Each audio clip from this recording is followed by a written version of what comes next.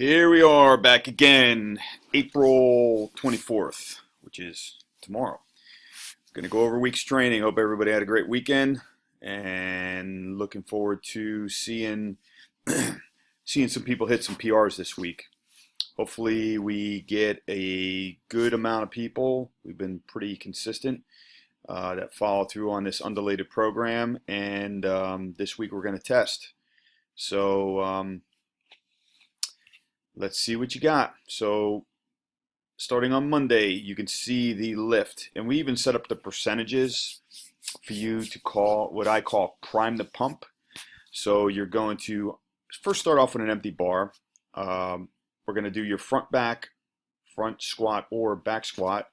So whatever you, once again, set it all, the entire cycle, whatever you started with. If you front squatted from the beginning, stay with your front squat, obviously. If you back squatted, stay with your back squat. So as you can see, the percentages are here. You're going to have to go by feel. So like I tell everyone, the first thing you should be doing after the workout prep or the warm-up is just grabbing an empty bar and just getting it on your back and do some reps, just sit in the hole, get loose, open up those hip capsules, make sure everything is, working okay. If you have to roll out a little bit or do a little bit of stretching, there's absolutely nothing wrong with doing that. Don't overstretch. It's not very easy to overstretch. But, technically, if you overstretch, you can actually weaken the muscle. But we're not at that point. So, as you can see, after you do some empty bar squatting, you're going to do 5 reps at 40, 5 reps at 55, 3 at 70, 2 at 80, hit 1 at 90 to 95. And these are your 1 rep working maxes. So this should feel pretty easy. And then we're going to go for the gusto, man. We're gonna try to go by feel. Don't get greedy, but also don't be afraid. Listen, if you hit a PR by 5 or 10 pounds on your back squat, depending where you're at, depending what level you're at, that's a lot of weight for a lot of people. I honestly believe a lot of people don't even know what their 1 rep max is yet because of technique flaws that have been getting fixed or mobility issues, blah, blah, blah. But coaches are here to help. So if you have any questions, give it to coaches, shoot me a message.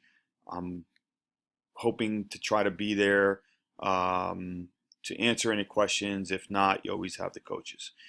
After we get done with the lift, and we're going to give you plenty of time to do that, but also don't fool around. Let's get going. You should not be resting, especially during these warm-up phases. 2 minutes, maybe 3. You shouldn't be resting a lot.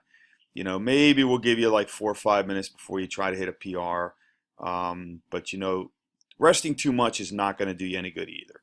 You need to keep your body nice and warm, nice and loose, nice and prepped, and but just make sure you're ready to go as far as your conditioning wise. You don't want to be feeling like you're winded and try to get on that bar and hit a 1 rep max.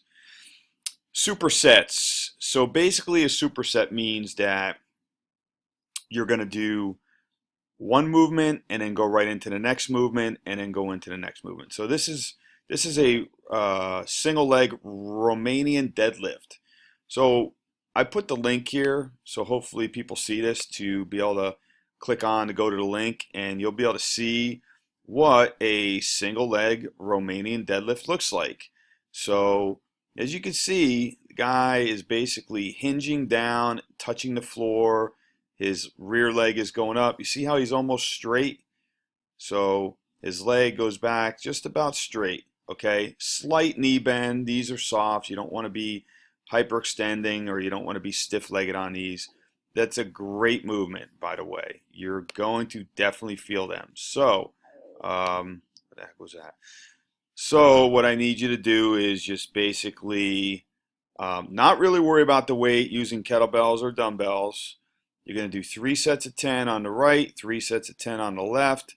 Then you're going to go over to the barbell and try to hit some some strict pull-ups. I don't want you to hit, if you're doing 15, 20 strict pull-ups, I really don't need you to do that many. Maybe cap it at like 8 or 10. If you're not getting any strict pull-ups, what you need to do set up a box so you can get on that box and have your chin above the bar, and then try to do a couple negative reps, because that is going to actually help you get stronger. After you do these, it's really 2 movements, but since it's right, left, and then strict pull-ups, it's 3. And then you're going to rest about 1.5 minutes, and then you're going to repeat it. We're going to do that 3 times. This is not CrossFit. This is more for strength building and hypertrophy, which is adding a little bit of muscle to your frame. So once you get done with these supersets and there's no goofing around, it is 90 seconds of rest. You can even go at 1 minute if you want, but 1.5 minutes is the max. And you're going to repeat that 3 times.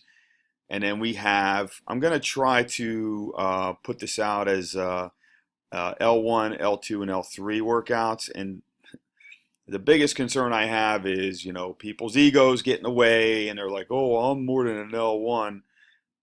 Listen, if it's taking you 10 minutes to get through Annie because you don't have double unders yet, and there's nothing wrong with not having double unders yet, but we will, there's something wrong with it if you're not working on it. So what I did is I scaled it down. So you're going to do 25 double unders and 50 ab mat sit-ups. Honestly, if you don't have double unders at all, we need to make sure you're working on them. You can do singles, that is totally fine, because this workout is supposed to be a smoker. You're supposed to blow right through this unbroken 50, 40, 30, 20, 10, double unders, ab mat sit-ups. On the ab mat sit-ups, make sure you're touching the ground behind your head. You can butterfly your legs or your knees in front of you, as long as your shoulders are coming in front of your hips. Some people like to just kind of reach forward and tap their toes. Your shoulders must come all the way forward in front of your hips, and you should be touching your feet or the floor. That is the RX of a sit-up. I'm a sit-up. And again, if you have to scale and do 25, 20, 15, 10, 5, that's fine. If you have to do singles, fine. If you want to try a combination of both, fine. But this should not take you a long time to get through this. So keep that in mind when you decide which level you're going to try to attack. This is L2 and L3. That's L1 scaled. Going into Tuesday, we are going to try to see what kind of 1 rep max, hopefully a good PR on your bench or your shoulder press, whatever you started with, go with it. Once again, superset, accessory, muscle building, power building, functional bodybuilding, whatever you want to call this superset stuff. You're going to do a barbell row at 50% of your body weight, 3 times 10 reps. So if you weigh 200 pounds, you're doing a 100-pound barbell row for 10 reps. Then you're going to do 15 push-ups. I always like to see people do hand release push-ups, but I'm not really too concerned about it on the supersets. And after this, you're going to rest 1 minute after each one of these. So 10 reps on a barbell row. And on a barbell row, your torso should be kind of at the same angle the entire time. You're not kipping up on a row. There's no jerking, no, kind of trying to cheat it up. I just want you to be able to lean forward, knees are bent, and you're going to have your back at the same angle the entire time, just enough so you tap the floor, come up and squeeze the elbows, keep them tight towards your rib cage. They shouldn't be flared out. And that's a barbell row. Try to squeeze it at the top, really trying to work your rear lats and all those muscles to, in your mid back and upper back. You're gonna get to know what a rhomboid is, which is a nice muscle that goes down from your neck all the way down to your lower back, and that's gonna really help your some of your movements on cleans and stuff like that. Conditioning, level 1, light grace. So 30 clean and jerks for time. For the level 1, use 95 and 65. For level 2, we're going to have you do the RX version of it, which is 135 and 95. And even if you're like a little bit more advanced, there's nothing wrong with staying with level 2 because that is a benchmark workout. It's good to kind of know where you're at. Level 3, for some of the badasses out there that really want to try to push through this, I'm sure they're going to be doing it's going to be dropping after each rep. It's basically 30 clean and jerks for 225 and 155.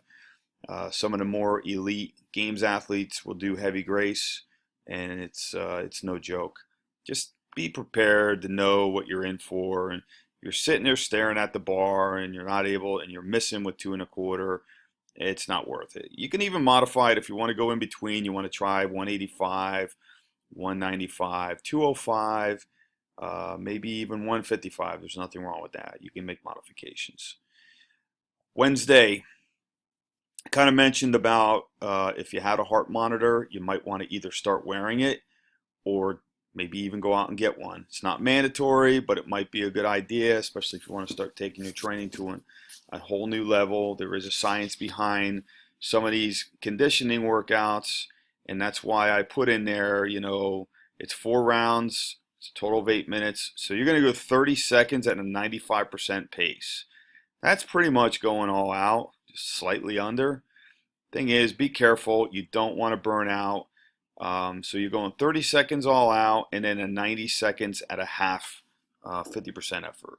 So it's going to kind of push it for 30 seconds, which is going to take forever. And then you're going to have a minute and a half, which is going to go by really fast. So you're going to do that 4 rounds. So that's going to take you 8 minutes to get through that. After that 8-minute little 4-round workout, you're going to get up, you're going to walk around, you're not going to lay on the ground, you're not going to sit on a box, you're going to walk around a little bit. You're going to get a 5-minute break, okay? And then you're going to get on a rower, and you're going to do the same exact thing, okay? 30 seconds of a 95% effort, 90 seconds of a 50% effort. Same exact thing, 8-minute little workout, 5-minute rest. Go back on the air assault. We've done this, I think, back in November of last year. This is a great capacity session. Do it right, and you will reap the benefits. And then you're going to do the last one is going to be row. The entire workout takes 47 minutes. You don't have to get crazy with a warm-up before this. Get your heart rate up a little bit. There's no need for a lot of mobility work, etc., etc. You're riding a bike and you're rowing, okay? But you are going to go all out, so you do need to get that heart rate prepped. Make sure you do some line drills, maybe do some box jumps, maybe do some high knees and butt kickers, and light jog. Get your light sweat on and prime your heart for this, because you don't want to play around. You don't want to just jump right into it and start hitting 95% effort. Coaches are on top of that, I know. Here's the how to measure your target heart rate. So 220 minus your age, that should be your maximal heart rate. Now there is a little bit of difference. I'm sorry, having a hard time speaking today. There is a little bit of a margin of error on this, depending on your level of fitness. But this is a great gauge. I mean, it's pretty close no matter what. There might be a 0.6% difference, so I wouldn't sweat it. But here's an example for me: 220 minus 49. My max heart rate should be 171. If I were to take a 95% of that, I should be at about 171 when I hit my 95% on these. Okay, then I should really be down to 85%, which that's really low. I mean, that's almost like a walking pace. So keep that in mind. You're just basically doing a 90 seconds, kind of just continually moving, flushing the legs. And if you do this right, this is going to be a very, very, very difficult workout if you do it right. Thursday, the king of all movements, man, the deadlift. We're going to try to see what we got, see if we can get some PRs. Be smart on this. Make sure you're well prepped. Make sure your back is nice and warm. You want to make sure your glutes are activating. You don't. I tell you, I seen that video the other day, and the physical therapist was talking about glute amnesia, and I can tell you firsthand that I had glute amnesia. So basically, my glutes weren't turning on. I would try to deadlift, um, and it was horrible, and it was all back, and I was stacking the bones, and I was using my skeleton to lift instead of my soft tissue, my muscles. And guess what happened? I got hurt, and it was bad. I pulled a pretty bad disc issue, and paid for it for a real long time. Happened to me as actually 3 times because I really wasn't educated enough to know exactly what was going on, and then we figured it out. And it happened to me twice doing a deadlift, and it happened to me once doing a farmer carry. So make sure, guys, your form is right. Don't give up form. Yeah, you may round off a little bit, but if it gets sloppy and you look like a dog taking a crap in the middle of the yard, the coach should be stepping on the bar and saying, "That's it, you're done, no more. Let's get some strength in those accessory muscles to help you do these pulls and prevent an injury." That's more important to us than you having a 1,000-pound deadlift. Level 1, conditioning. And oops, it's got to be taken off. Let's see, that was not, I got to fix this. Okay, let me put this on pause.